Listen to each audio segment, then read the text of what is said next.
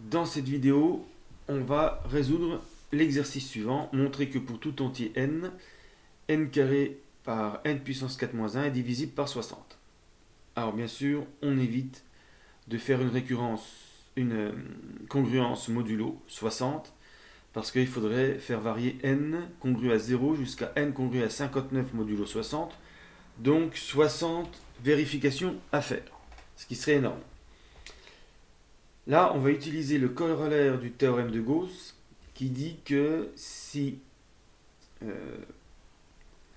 D divise A et D' divise A, avec D et D' premier entre eux, PGCD de DD' égale 1,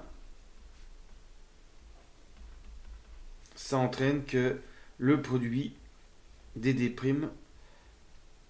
divise A. Voilà. Donc, il suffit de décomposer 60 en nombre premier entre 2 à 2. Même s'il y en a plus de 2, on verra qu'on s'en sort. Je vais écrire 60 égale. Alors, 4 fois 3 fois 5, ça marche. Parce que 4 et 3 sont premiers entre eux, 4 et 5 sont premiers entre eux, 3 et 5 sont premiers entre eux. Il faudrait éviter de faire, par exemple, 60 égale 2 fois 6 fois 5. Parce que 2 et 6 ne sont pas premiers entre eux, on serait coincé.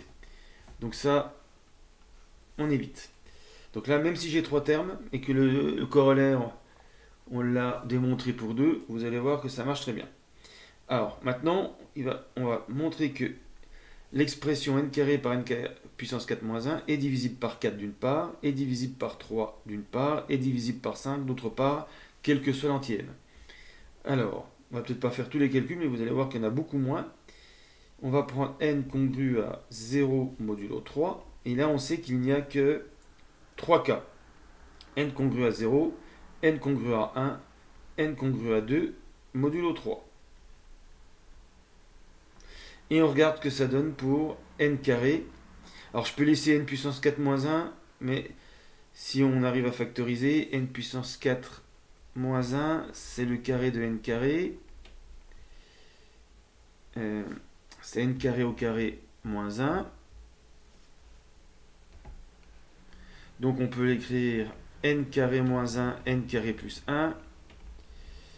Et on peut encore factoriser n carré moins 1, n moins 1 par n plus 1 par n carré plus 1. Si on l'a vu, ça va nous simplifier les calculs. Donc n carré par n moins 1 par n plus 1 par n carré plus 1. Et on regarde ce que ça donne modulo 3.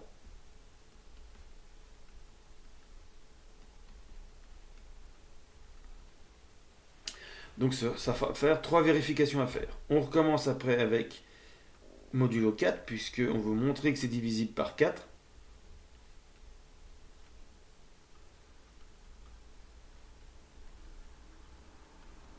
Là, il y a un peu plus de cas.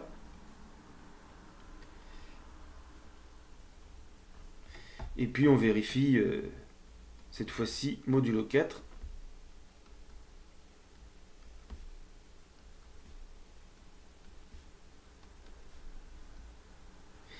Et à la fin, on termine par modulo 5.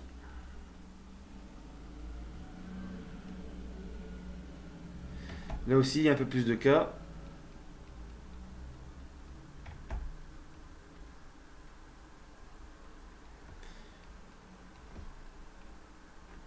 Et puis, toujours alors je vais réécrire pour simplifier, n carré n puissance 4 moins 1, mais je reprendrai l'expression, congru à combien modulo 5, suivant les 5 cas.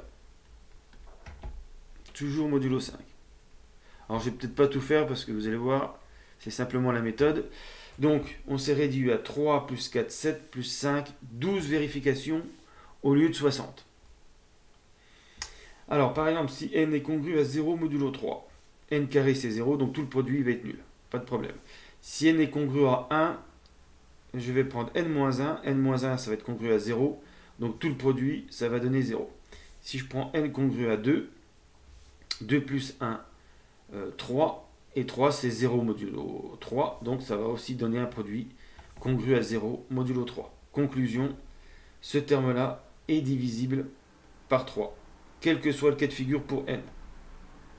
Parce que l'intérêt des congruences, c'est que on fait en fait des disjonctions de cas.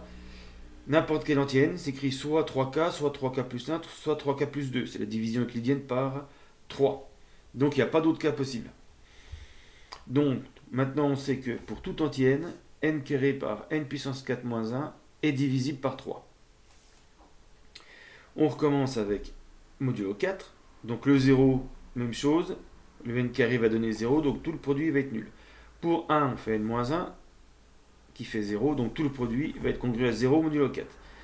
Alors pour 3, n plus 1 va donner 4, congru à 0, et donc tout le produit va être congru à 0. La seule difficulté, c'est peut-être pour 2. Alors 2, c'est n carré, 2 au carré 4, et 4 c'est 0. Donc tout ça c'est congru à 0 modulo 4, quel que soit n.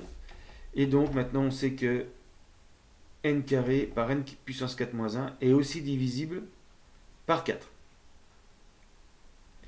Et c'est là où on va utiliser le corollaire du théorème de Gauss une première fois. 3 et 4 sont premiers entre eux. Donc on peut combiner les deux et dire que n puissance 2 fois n puissance 4 moins 1 est divisible par 12. 3 fois 4.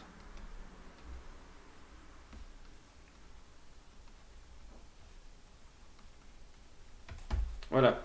Donc, le fait d'avoir démontré que c'était divisible par 3, puis divisible par 4, avec 3 et 4 premiers entre eux, nous permet de dire que l'expression est divisible par 12, quel que soit n. Maintenant, on continue avec modulo 5. Donc, pour n égale 0, le n carré, ça fait 0. Pour n égale 1, on fait encore le n-1 qui donne 0. Et donc, tout le produit donne 0 modulo 5. Ensuite, pour le 4, c'est le n plus 1 qui va donner 0. Alors, maintenant, pour 2, c'est le n carré plus 1. 2 au carré plus 1, ça fait 5. C'est ce terme-là qui va être congru à 0 modulo 5. Et donc, il va donner 0. Et puis pour 3, mais 3 c'est moins 2.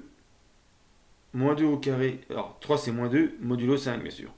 Et donc moins 2 au carré, ça fait 4 plus 1, 5, congru à 0. Et donc tout le produit va être congru à 0, modulo 5. Donc maintenant on vient de démontrer que l'expression était aussi divisible par 5.